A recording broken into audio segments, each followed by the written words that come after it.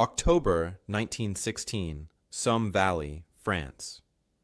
The rain hadn't stopped for 3 days. Mud covered everything. It filled the trenches knee-deep in some places. Canadian Sergeant Harold Mitchell stood in the forward observation post, watching through his binoculars as another operation fell apart. 1,200 yards away, a German machine gunner sat inside a concrete pillbox. The gray structure looked small from this distance, but Mitchell knew it was killing his men. Yesterday, 7 soldiers died trying to move supplies across open ground. The day before that, 9 more. The German gunner could see everything from his position on the ridge. Mitchell lowered his binoculars and shook his head. This was the 3rd sniper team he'd sent forward this week. Each time, the same result. The snipers would set up their rifles. They would look through their scopes. They would aim at the distant pillbox, and they would miss. The target was simply too far away. British Army scopes could magnify a target 3 times larger than normal vision. At 600 yards, that worked fine. At 800 yards, things got fuzzy. At 1,200 yards, the German machine gunner looked like a gray smudge against a gray background. You couldn't hit what you couldn't see clearly. The numbers told a grim story. Across the British and Canadian lines, enemy snipers and machine gunners positioned at long range were killing 47 men every single day. 47 lives lost because the Allied forces couldn't shoot back accurately at distances beyond 800 yards. The artillery could reach those targets, of course. Big guns could throw shells miles away. But calling in artillery for every single distant machine gun nest was slow. It wasted shells. By the time the big guns started firing, the German soldiers often moved to new positions, and the constant bombardment ate through ammunition supplies that were already running low. Mitchell had watched officers argue about this problem for months. Everyone agreed something needed to change. Nobody could figure out what. The British War Office had spent £250,000 developing their rifle scopes. Teams of engineers and lens makers worked on the design. Surely, the officers said, this was the best equipment money could buy. If trained marksmen couldn't hit targets at long range, well, maybe those targets were simply out of reach. Maybe warfare had limits. Maybe some machine gun nests just had to be dealt with, using artillery or frontal assaults, no matter how many men died in the process. In the reserve trenches, half a mile behind the front lines, Corporal Francis Magabo cleaned his rifle. He was a Ojibwe from the Perry Island Band north of Georgian Bay. Before the war, he worked as a hunting guide. He took wealthy men from Toronto into the woods and helped them shoot deer and elk. He knew guns. He knew optics. He'd spent years watching animals at long distances, calculating wind and drop and the 1,000 tiny things that separate a hit from a miss. Magabo had been watching the sniper teams fail. He'd been taking notes in a small leather journal he carried in his pack. He wrote down distances. He wrote down weather conditions. He wrote down every detail of how the standard Army scopes performed. And he'd started to see the real problem. Everyone else thought the scopes failed because they didn't magnify enough.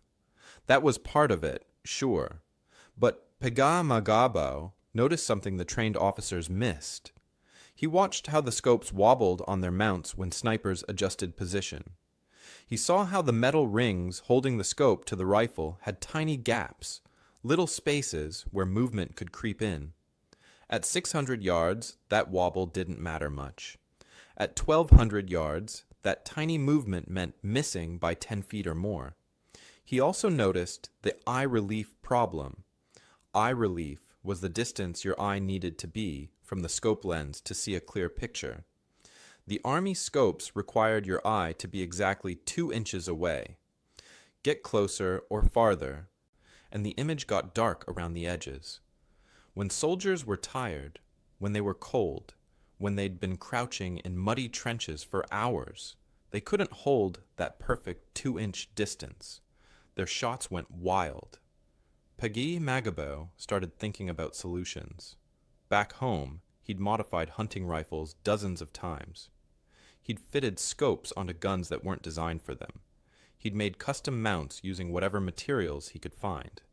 The principles were the same here. The scale was just bigger, the stakes higher. He mentioned his ideas to Lieutenant Andrew McNaughton during a supply run. McNaughton was an artillery observer who spent his days trying to spot distant targets for the big guns. He was just as frustrated as everyone else with the equipment. When Pega Magabo explained his theory about scope mounting and eye relief, McNaughton listened. He didn't laugh. He didn't dismiss it. He asked questions. Then Pega Magabo made his formal proposal to the British officers at headquarters. He walked into the command tent with his notes and his diagrams.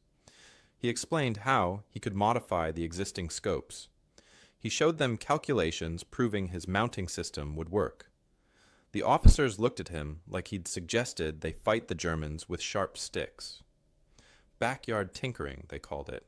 Amateur foolishness. The War Office had spent a fortune on these scopes. Engineers with university degrees designed them. What could a colonial corporal, an indigenous hunting guide, possibly know that they didn't? They laughed him out of the tent. But Pegamagabo had seen something they couldn't see. He'd noticed that the real problem wasn't the quality of British engineering. It was that the engineers had never actually fired these scopes at 1,200 yards in muddy trenches while being shot at. They'd tested them on calm days at firing ranges. Reality was different, and reality needed different solutions. Pegamagabo didn't wait for permission. 3 days after the officers laughed at him, he started working in a quiet corner of the reserve trenches. He'd found what he needed during a patrol through a destroyed observation post. British artillery observers used telescopes to watch enemy positions and call in fire. One of these telescopes lay smashed in the rubble, but its main lens was still intact. Pegamagabo picked it up and turned it over in his hands. The glass was thick and heavy, designed to gather light and show clear images at long distances. This lens magnified things 8 times larger than normal. That was more than twice as powerful as the standard army scopes. He took the lens back to his shelter and started planning. The telescope lens was too big to fit directly onto a rifle scope body. He needed to modify an existing scope to hold it. He chose an Aldis scope, the kind artillery observers used. The Aldis had a solid metal body, stronger than the regular sniper scopes. Over the next week, working by candlelight after his shifts on the line, Pegamagabo carefully fitted the telescope lens into the Aldi's body. He had to file down the edges of the lens mount to make everything fit together. The work was slow. One mistake would ruin the lens forever. But the lens was only part of the solution. The real innovation came in how he mounted the scope to the rifle. This was where everyone else had failed without knowing it. Pegamagabo collected spent brass shell casings from the firing range. He sat with a metal file and worked the brass for hours, creating thin flat pieces called shims. These shims would go between the scope rings and the rifle, filling in the tiny gaps where wobble happened. The measurements had to be perfect. Pegamagabo did the math in his journal. At 1,200 yards, if the scope moved just half a degree, the bullet would miss by 10 feet. He needed to hold the scope so steady that it moved less than 1/10 of a degree. That meant his brass shims had to be exactly the right thickness. He measured them with calipers borrowed from the artillery repair shop. Each shim was filed down to 0.02 of a millimeter. That's thinner than a human hair. Too thick, and the scope mount would crack under pressure. Too thin, and the wobble would remain. He made 6 different shims before he got the thickness right. The brass was soft enough to file, but hard enough to hold firm under the shock of firing. When he finally fitted them into place, the scope sat rock solid on the rifle. No movement, no wobble. He pushed on it with his thumb. Nothing shifted. The eye relief problem needed a different solution. Pega Magabo cut a piece of leather from an old boot and shaped it into a cheek rest. This rest attached to the rifle stock and positioned his face exactly 3.5 inches from the scope lens. Every time he aimed, his eye would be in the perfect spot automatically. He didn't have to think about it or measure it. The leather rest did the work for him. When he finished, he had a scope that magnified 7.5 times, gathered more than twice as much light as standard equipment, and sat perfectly stable on the rifle. The whole thing cost him about 3 pounds in materials. A factory-made scope cost 45 pounds and didn't work nearly as well at long range. Now he needed to test it. But firing a rifle in the reserve trenches would bring officers running with questions he didn't want to answer yet. He needed a place where shooting was normal and expected. He needed someone willing to look the other way while he worked. Lieutenant McNaughton appeared at Pegamagabo's shelter one cold morning in late October. The artillery observer had been thinking about their earlier conversation. His own frustration with spotting distant targets had grown worse. When Pegamagabo showed him the modified scope, McNaughton held it up to the light and peered through the lens. His eyebrows went up. The clarity was remarkable. He could read letters on a supply crate 200 yards away that looked like gray blurs through his regular binoculars. McNaughton made a decision that could have ended his career. He offered Pegamagabo access to the artillery observation range. This range stretched 1,500 yards across empty farmland behind the Canadian lines. Artillery observers used it to practice spotting targets at extreme distances. McNaughton told the range guards that Pegamagabo was testing equipment for a special project. The guards didn't ask questions. Officers did strange things all the time during the war. For 3 mornings, Pegamagabo arrived at the range before dawn. He set up targets at different distances, 800 yards, 1,000 yards, 1,200 yards, 1,500 yards. He fired slowly and carefully, adjusting his aim after each shot. He kept detailed notes about wind speed, temperature, and how the bullets dropped over distance. The results were stunning. At 1,200 yards, using the standard Army scope, trained snipers hit their targets about 12 times out of every 100 shots. Pegamagabo, using his modified scope, hit 68 times out of 100. The difference wasn't small. It was the difference between useless and deadly.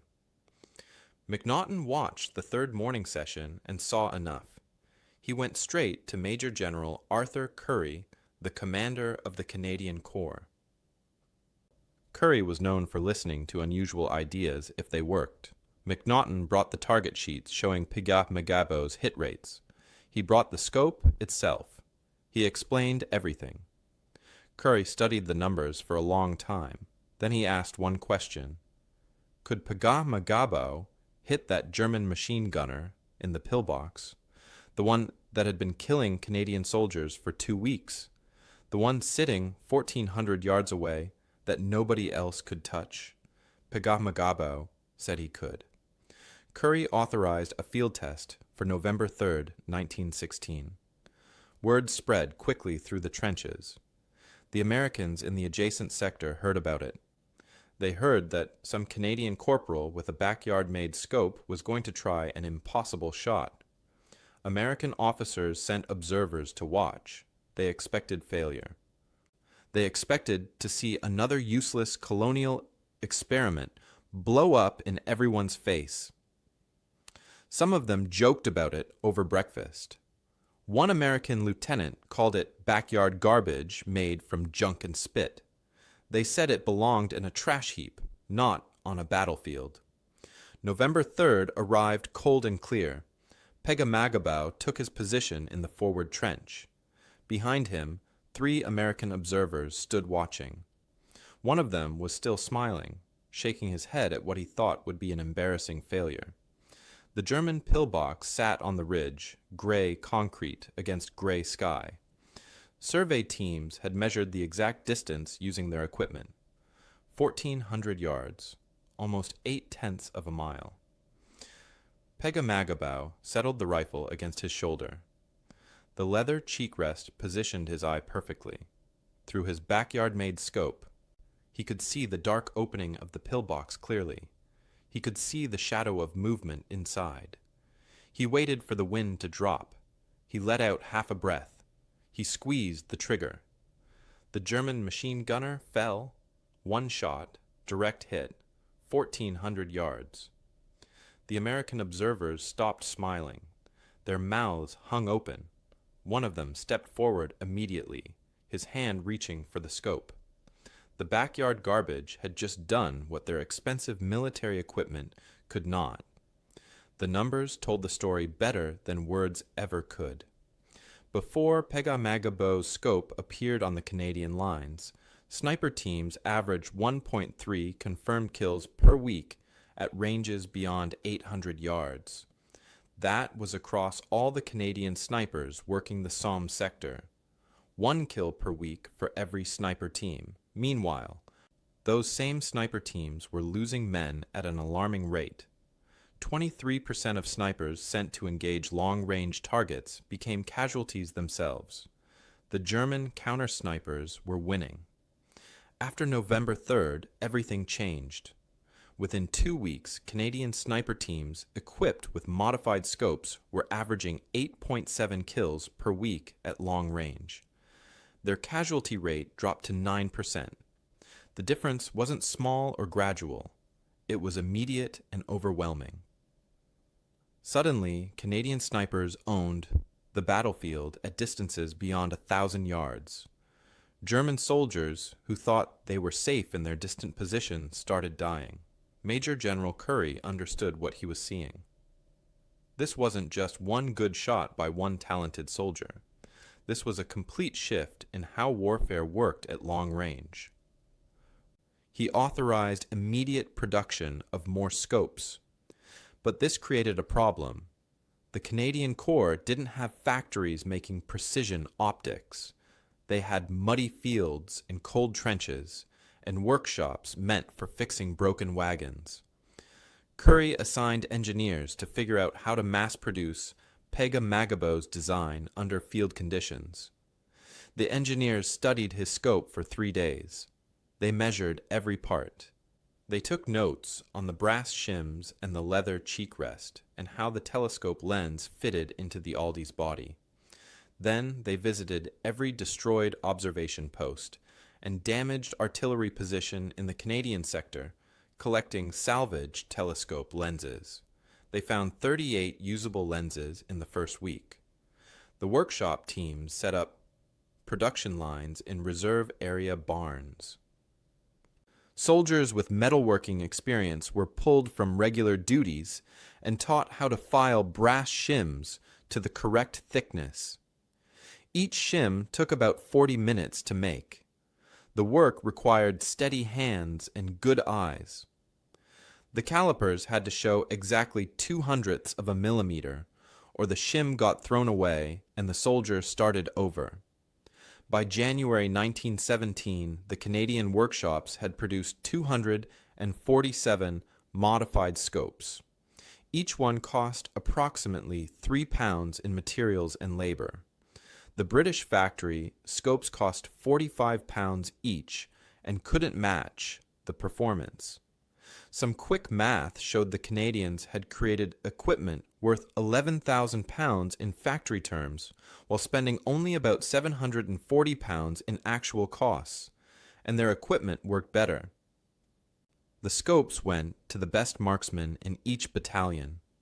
Training took 2 days. Soldiers learned how to account for bullet drop at extreme distances. They learned how to read wind at 1,000 yards by watching grass movement and dust patterns. They learned that at these ranges, even the rotation of the Earth had to be considered.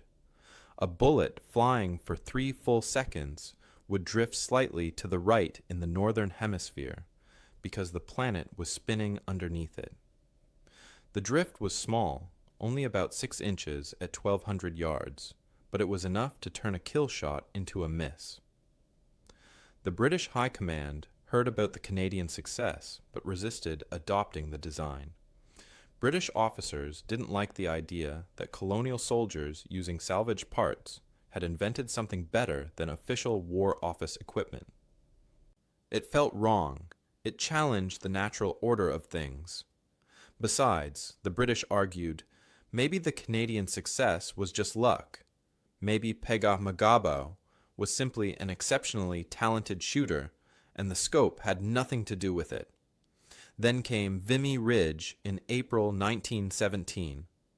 The Canadians were preparing for a massive assault on this German-held position. Before the infantry attack, Canadian snipers went to work. Over 2 weeks, they eliminated 89 German artillery spotters positioned in observation posts between 1,000 and 1,400 yards away. These spotters were the eyes of the German artillery. Without them, German gunners were firing blind. When the Canadian infantry finally attacked Vimy Ridge on April 9th, the German artillery response was confused and poorly aimed. The Canadian casualties were far lower than expected. British generals studied the Vimy Ridge operation reports. They read about the sniper success. They saw the numbers. Finally, in May 1917, the War Office authorized limited production of scopes based on the Canadian design. The British version cost more because they insisted on using new components instead of salvaged ones, but the basic design was the same. Pega Magabo's brass shim system, his eye relief solution, his mounting technique. The Germans noticed they were losing the long-range fight. Their intelligence officers collected reports from survivors about Canadian snipers hitting targets at distances the Germans thought were impossible. In March 1917, the German army responded by creating special Scharfschützentrupps, precision marksman squads equipped with improved 4 times magnification Zeiss scopes.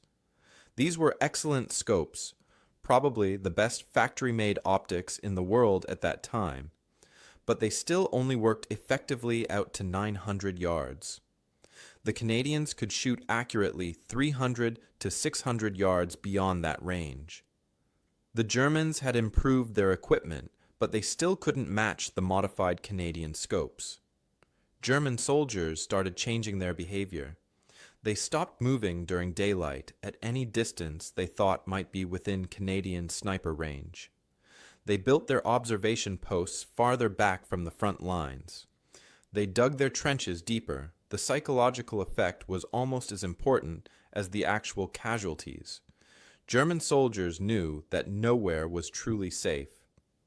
A Canadian sniper might be watching from over a mile away, and the first sign of his presence would be one of your friends falling dead. Pega Magabu himself became a legend among both Canadian and German troops. He kept a small notebook where he recorded every confirmed kill. The official number reached 378 by the time the war ended in November 1918. But his fellow soldiers believed the real number was much higher, probably over 500. Many kills happened during chaotic battles, where nobody had time to confirm exactly who shot whom. 1 week at Passchendaele stood out in the records. The Battle of Passchendaele was fought in October and November 1917 in conditions even worse than the Somme. Rain turned the battlefield into a swamp. Men drowned in shell holes filled with water. In one 7-day period during this nightmare, Pega Magabo eliminated 31 German soldiers. 7 of them were officers, identified by their uniforms and binoculars. The ranges for these shots varied between 1,100 and 1,450 yards. Every shot was fired in terrible weather, through rain or fog or both. The Americans finally admitted they'd been wrong. By summer 1918, American forces were arriving in France in large numbers. They brought Springfield rifles with standard scopes. These scopes worked fine at normal ranges, but failed at distances beyond 800 yards, just like everyone else's equipment. Lieutenant Colonel Townsend Whelan, an American ordnance officer, spent a week with Canadian sniper units. He test-fired their modified scopes. He reviewed their kill records. Then he wrote a report to the War Department in Washington. The report was blunt and honest. The Canadian improvised optics, Whelan wrote, had proven superior to American Springfield scopes in every measurable category. He recommended immediate adoption of the Canadian design. American workshops in France started producing modified scopes in August 1918. The war ended 3 months later, so American snipers didn't get much time to use them. But the ones who did reported the same results the Canadians had seen: better accuracy, longer range, more kills, lower casualties. By the time the armistice was signed on November 11, 1918, the modified scopes had changed how armies thought about long-range shooting. What started as one corporal's backyard experiment had become standard equipment across multiple armies. The impossible had become routine. When the war ended in November 1918, Francis Pega-Magabo packed his rifle and his modified scope and went home to Canada. He thought his service would mean something. He thought saving hundreds of lives through his innovation would earn him respect. He was wrong about both things. Pega-Magabo returned to a country that still saw indigenous people as second-class citizens. The same officers who'd praised him in France wouldn't shake his hand in Toronto. He applied for jobs using his military record and got turned away. Factory managers looked at his Ojibwe name and told him all positions were filled. The British Army gave him the Military Medal with 2 bars. This was the 3rd highest decoration Britain awarded for bravery. Only the Victoria Cross and the Distinguished Conduct Medal ranked higher. Pega-Magabo was the most decorated Indigenous soldier in Canadian history. None of that mattered to the men hiring at the steel mill or the lumber yard. He ended up working at a factory that made rope. The pay was low. The work was hard. Nobody there knew or cared what he'd done during the war. But his scope design lived on even as the man who invented it faded into obscurity. Military engineers in Britain and America studied the principles behind his modifications. They understood now what Pega-Magabo had figured out in a muddy trench with a file and some brass casings. The stability of the scope mount mattered more than the quality of the glass. Eye relief consistency determined whether a soldier could actually use the magnification effectively. These weren't complicated ideas, but nobody had put them together correctly until Pega-Magabo did. In the 1930s, the British Army adopted the pattern 1918 telescopic sight as standard equipment for sniper rifles. The design borrowed heavily from Pega-Magabo's work. The mounting system used precisely machined shims to eliminate wobble, exactly like his brass shim concept. The eye relief was calculated to allow consistent positioning without requiring the shooter to think about it. The pattern 1918 became the foundation for British sniper scopes through World War II and beyond. Thousands of these scopes were manufactured. British and Commonwealth snipers used them in Europe, Africa, and Asia. Every single one traced its basic design back to a hunting guide from Perry Island who nobody had wanted to listen to. American scope makers followed a similar path. John Unertl, who became famous in the 1950s for building target-grade rifle scopes, developed a mounting system that used the same principles Pega discovered. Unertl's scopes were considered the best in the world for long-range precision shooting. Competitive shooters paid premium prices for them. The marketing materials talked about innovative engineering and scientific design.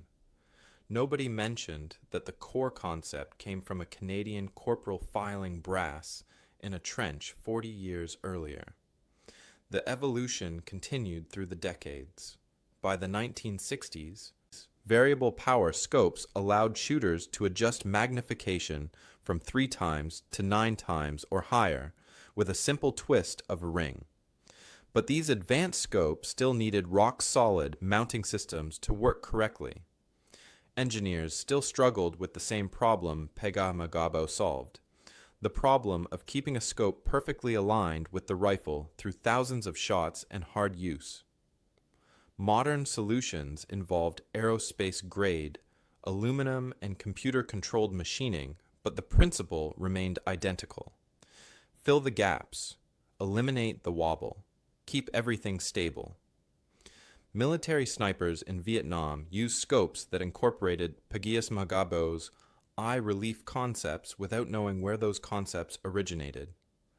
Police sharpshooters training in the 1970s learned mounting techniques that could be traced directly back to his brass shim system. Hunters buying premium rifles in sporting goods stores benefited from design improvements that started with a man they'd never heard of. Pega himself never profited from any of this. He never received royalties or recognition from the scope manufacturers who used his ideas. He worked his factory job and lived in a small house and raised his family. He became active in Indigenous rights advocacy, fighting for better treatment of First Nations people in Canada. The government usually ignored him. When he died in 1952 at age 61, his obituary in the local paper was 3 paragraphs long. It mentioned he'd served in World War I. It didn't mention the scope. It didn't mention the 378 confirmed kills. It didn't mention that he'd changed how modern warfare worked. 64 years passed before Canada inducted him into the Military Hall of Fame in 2016. By then, everyone who'd served with him was dead. The ceremony was nice, but it was also sad in its lateness. Why did it take more than 6 decades to honor the most decorated Indigenous soldier in Canadian history? The answer was uncomfortable but obvious. Pega was Indigenous in a country that didn't want to acknowledge Indigenous excellence. Today, precision rifle shooters compete in matches where they engage targets at distances exceeding a mile. Their equipment is extraordinary. Scopes cost $8,000 or more. The rifles are custom-built by master gunsmiths. Computer programs calculate bullet trajectories, accounting for temperature, air pressure, humidity, the Coriolis effect from Earth's rotation, even the curvature of the Earth itself for the longest shots. These shooters can hit targets the size of a dinner plate at ranges Pega would have considered impossible. But when those shooters mount their expensive scopes to their expensive rifles, they're still solving the same fundamental problem. The scope must sit perfectly stable. It cannot wobble. It cannot shift. The mounting system must be absolutely solid, or all that expensive glass and all those computer calculations mean nothing. Modern scope rings use crossed bolts and precisely machined surfaces and thread-locking compounds. They're engineering marvels, but they do exactly what Pega filed brass shims did. They fill the gaps and eliminate movement.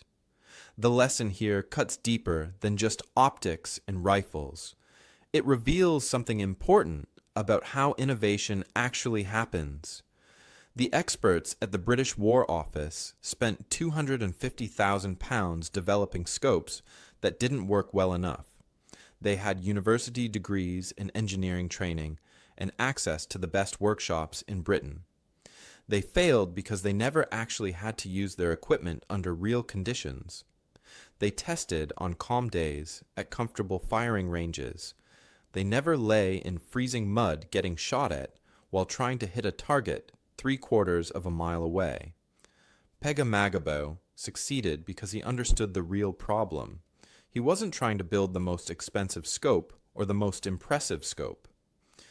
He was trying to build a scope that worked when everything else was going wrong. He stripped the problem down to its basics. What makes a scope miss at long range? Movement and inconsistent eye position. How do you fix those things? You eliminate the movement with shims. You fix the eye position with a cheek rest. Simple solutions to clearly defined problems. Modern militaries still struggle with this lesson. Defense contractors still build weapon systems that work beautifully in laboratories and fail in deserts or jungles or mountains. Billions of dollars still get spent on equipment that sounds impressive in presentations but breaks under real use. The pattern repeats endlessly because institutions resist learning from unexpected sources. Pegamagabao's scope reminds us that the best answer might come from someone everyone is ignoring. The solution might be simple and cheap and obvious once you see it, but you have to be willing to look past credentials and titles and prejudices. You have to be willing to consider that maybe, just maybe, the hunting guide from the colonies knows something the generals don't.